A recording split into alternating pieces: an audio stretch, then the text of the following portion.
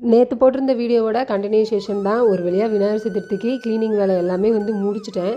அப்புறம் பூஜை திங்ஸ் மட்டும் க்ளீன் பண்ண வேண்டியது இருந்துச்சு. அதையுமே பண்ணி முடித்தேன். பாப்பாவும் ஸ்கூல் விட்டு வந்துட்டாங்க. அப்புறம் அப்படியே பாலெல்லாம் குடித்து ஃப்ரெஷ்அப் ஆகிட்டு அப்படியே ஒரு 5 மணிக்கு மேலே பல்லடை கிளம்பிட்டோம்.